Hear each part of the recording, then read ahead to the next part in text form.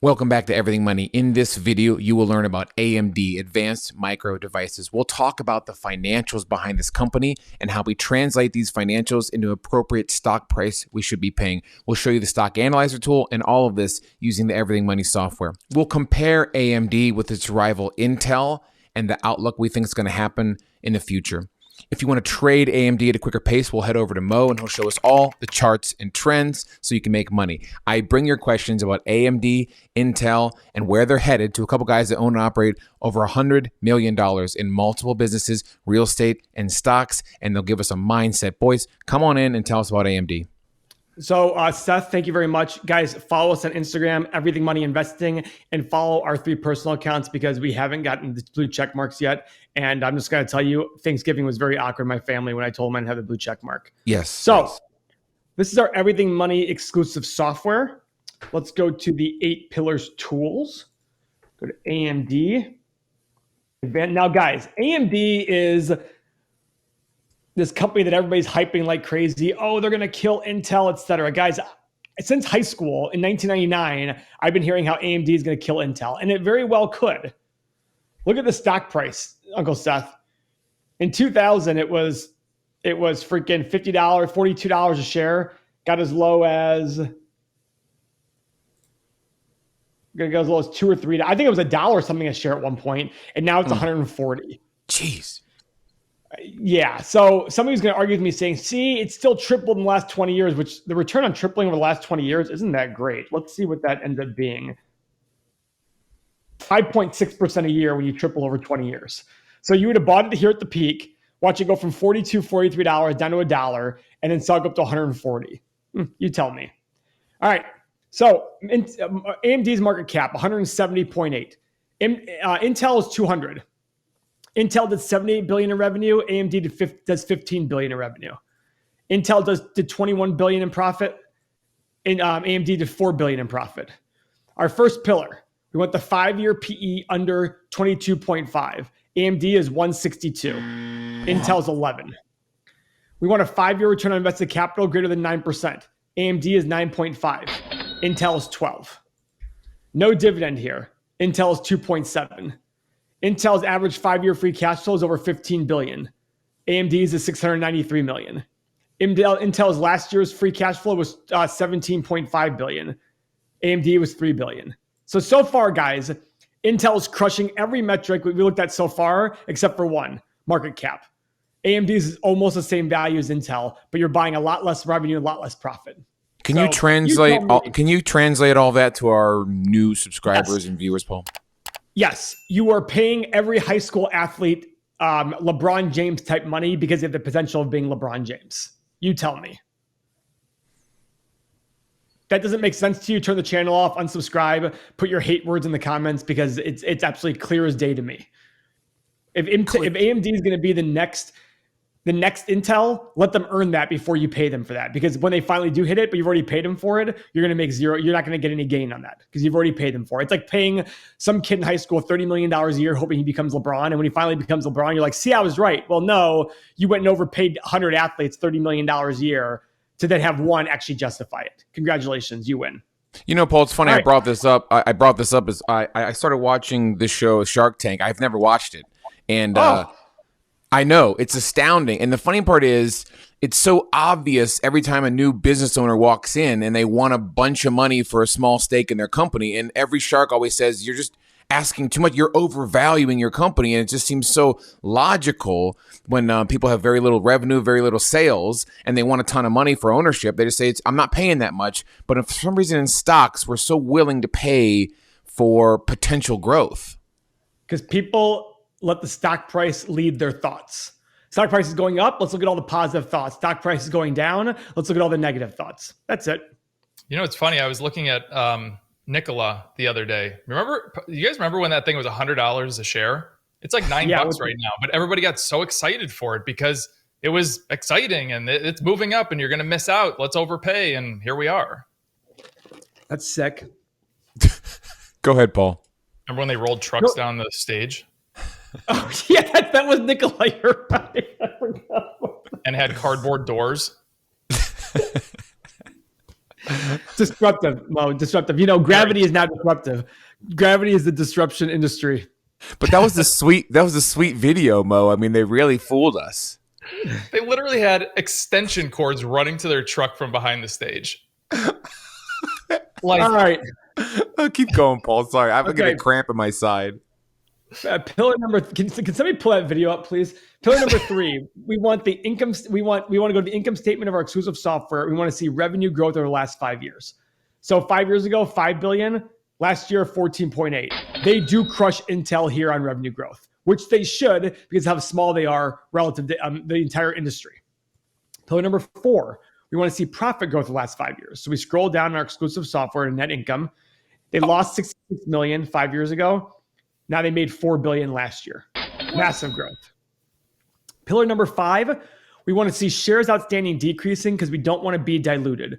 We don't want them issuing more shares and giving us lower and lower percentage of the company. We scroll all the way to the bottom. 957 million shares outstanding 5 years ago. Now 1.2 billion. That's a poop in our butt. That is an ass. Now, pillar number 6, debt. Just like us personally, companies can have debt issues. So what do? We want to see how their debt load is. So we take their 5-year average free cash flow. We multiply it by 5. So just to round up, let's call it $3.5 billion, 700 million times 5. We want their long-term liabilities to be under $3.5 billion. So we go to the balance sheet of our exclusive software, scroll all the way to the bottom, total long-term liability. Wow. Yeah. Holy cow. Isn't that insane? That's really low. Good for them. Yeah. All right. Last 2 pillars, cash flow. We want to see cash flow growth. So we go to the cash flow statement. Free cash flow is cash from operations less your capital expenditures. 5 things you can do with it: pay dividends, buy back shares, pay down debt, make acquisitions, and invest back in yourself. These are the 5 things you can do with it. It's the lifeblood of the company.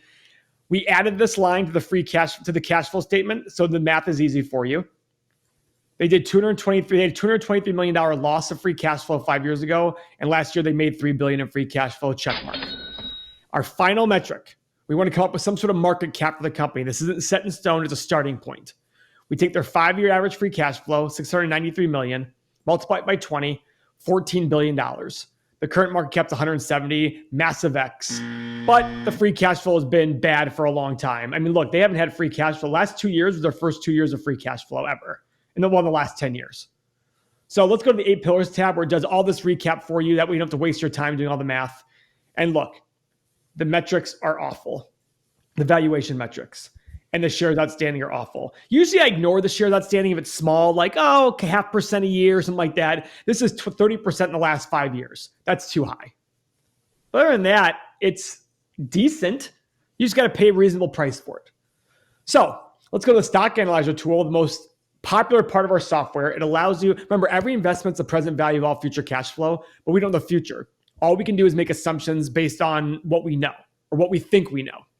This tool allows you to make your assumptions and tells you exactly what you need to pay for the company today. So I do believe Intel will be around for 10 years, the next 10 AMD. years. Sorry, AMD. See, look, I have Intel in the mind. So I'm just going to go ahead and do this myself, Mo, if that's okay. Okay. I'm going to go, okay. I'm going to go 8, 11, and 14. Oh, wow. I went lower. Well, because they are taking up a lot of market share from Intel and the world of chips. So I'm okay giving them. I also want to show how ridiculous the price is. Okay, fair enough. Profit margin, I'm going to go pretty similar to Intel. I'm going to go 18, 20, 22. I'm going to do the same thing for free cash flow. Keep in mind, guys, in the last 10 years, they've not done these numbers. So I'm being very optimistic for them. PE, let's go 18, 22, 26, which is insane. But of course, I'm going to do the fanboys out there. And 12.5% return, because guys, you can invest in an ETF and do no work and make 9 or 10%. So if you want some margin of safety and something worth your time, do 12.5%. Analyze. Poop in the butt. Oh boy. It's just insanely overpriced. And those are absurd numbers that you just put in. They are really high numbers. I mean, I can even go higher. Look at this. I'll put in revenue growth numbers of 12, 15, and 18%. Analyze. It's just now on the high side coming into play. assuming 18% revenue growth in the next 10 years, which is possible. What would that make it? 18%, 1.18. So 1.18 to the power of 10, and they did 14.5 billion. It would make it Intel size in the next 10 years. So at Intel size, you're basically paying what you should be paying for it today. So I just find it funny that we keep talking about how it's going to be Intel size, but this has been doing this for 20 years. Why now is it just going to be Intel size? Why can't we just... That's the point of being an investor. I just don't get it. Yeah, the point of being an investor is to be conservative. These are not conservative numbers for AMD. Right. I just went back to our Intel one, but they're not conservative numbers for AMD, and it still barely justifies it. Yeah, I don't even understand the talking points that people make. Yep. Guys, if you like this software, Paul can tell you how to get it right now. Go ahead, Paul. We created all this software because our users wanted to be able to analyze companies without having to wait for us to make a video. This software allows them to do that. The things you get with this software, you get everything on this main page, the 8-pillar, all these tools right here, plus all the stuff coming. You get exclusive daily content. That's 1 to 3 videos a day that made by us just for our users. You get access to Seth Mo and I. You get 30 years of financial data, over 30 years of financial data. But most importantly, you get access to our community. So our community is over 6,000 people who've already bought this software. It's in a very organized chat. You can go in there and talk about everything imaginable, even crypto, even Tesla, all your value investing ideas, even personalized. We have people in there that are friends now. It's an incredible community. Join. All this is available for only $1 per day. There are 2 ways to sign up: everythingmoney.com or Patreon. The benefit of signing up directly with everythingmoney.com is we are not big enough to charge sales tax yet, so you're going to save on that sales tax for a while. And the other good news about the software is if you sign up today, every month the price to new subscribers goes up. So whenever you get your price, that is your price locked in forever. So this month it's $1 a day. Next month it's going to be higher. Last month it was lower. So when you sign up, we have people who are paying like 25 cents a day right now because they signed up so early. So sign up now, $1 per day, less than a cup of coffee, gets you access to all of this. If you can change your returns by 1 or 2% to the positive or decrease your losses by 1 or 2%, this will yield hundreds of thousands, if not millions of dollars. $1 per day. Sign up now. And if you're looking to trade AMD at a quicker pace, you can join Mo in the Bitnass Nation, and he will walk you through the concept and the rules about trading, how to succeed in them. Mo, show us those charts, baby. So, guys, I talked about flagpole patterns the last time. AMD spiked up. This had a lot more W's in it, and this is why we created the support level. So this thing shot up, did a little pullback, and then just kept going. And we are back to this 136 level. And if you've watched the morning show many times, I said this is coming back to this 135, 136 level, because when you get these crazy reactions that fly up in a short amount of days, they always come right back down. So be aware of that. But right now with AMD, I really don't like what the stochastic is doing down here. It's about to roll over for a long-term play. I wouldn't do anything right now. It's just going to consolidate in this area. Hopefully, you'll get something where you can bounce up with it, or hopefully you can get something to bounce down, because this has a lot of potential from a shorting perspective to come down to this 110, 115 area. So keep an eye on it. It's definitely something that you can keep on your long-term watch list. What I would rather you do, come over here to a swing trading chart, try to get a good trend going, try to get some good volume coming in. If you can get over this 25-day moving average, you do have some room to run to the all-time highs. So I think that AMD is going to probably go where the entire market goes, just because it's tech and tech leads. So just keep it on your watch list. I think this is a good watch list stock for you, but not anything to do with right now. From a day trading perspective, this is probably a good stock to keep an eye on. Paul, look at this one. Yesterday, you could have bought this around noon, and you could have stayed in it throughout the entire day, selling at about 3:30, it probably was. And you could have added right here on this engulfing candlestick, good buying volume and consistent throughout the afternoon. Let's say you would have added at, let me do whiskers because people like this, 139.47, and you would have been selling at, oh my goodness, 143.09. Holy cow! That's a good run. That would have been a 2 or 3% gain in one day, in what, a few hours? Yeah, and look how confident you were. Look how high your stochastic was over that 80% line for the majority of the afternoon. So this is why day trading is so special. You could have caught this and just sat in this all day and waited and counted your pennies. It would have been great. So keep an eye on it. If you guys want to learn these rules, come and join me in the Bid and Ask Nation. You get the access to the Trading 101 series, which is all of my training videos, seminars, everything that you need to be successful. Day trading, swing trading, long-term trading. You get the Employed Trader series, which is 6 stocks that I go through every single day and update you on. So if you're a working person, this is the place to come where I kind of do the legwork for you. You get my exclusive Saturday seminars. Once a month on Saturdays, I do a seminar open to the Bid and Ask Nation, question and answer, open to just you guys. And I will teach. It's very private, intimate setting where you get all your questions answered.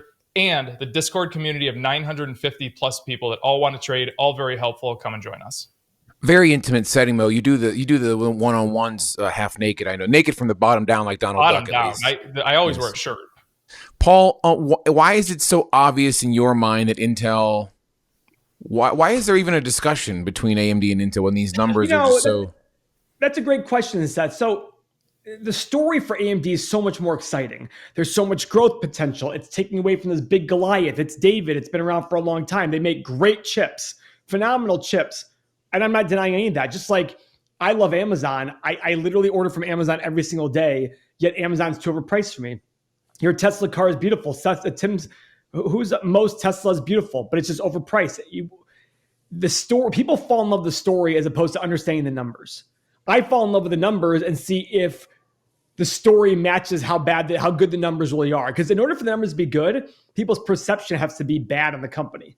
So I want to find situations in which the story and the numbers don't match up to the benefit of me, where the story isn't as bad as people make it out to be, but they think it's going to be worse than it actually is. That's the answer for AMD versus Intel. And by the way, guys, I could be wrong on Intel, but if I'm wrong on Intel, I'm probably still going to do okay. And that's my goal here. When somebody else is wrong on Tesla and Amazon, all this thing, they're going to lose a lot of money. A lot. Yeah. So the Intel investment, guys, even on any investment, if you're making a sound investment in a sound company, it doesn't need to be the number one company in the world in that sector. It's not going to work out that way. Just buy a good company. Doesn't need to be number one. That's what everybody seems to go for these days. Yep. That's our take on Intel. Intel versus AMD, and we will keep you updated on AMD as the stock moves and maybe our thought process moves, but probably not on this one, Paul. I mean, we need this stock to come way down, this market cap to come way down for AMD to get in our sweet spot for sure. So, absolutely. Fondle the like. See you next video.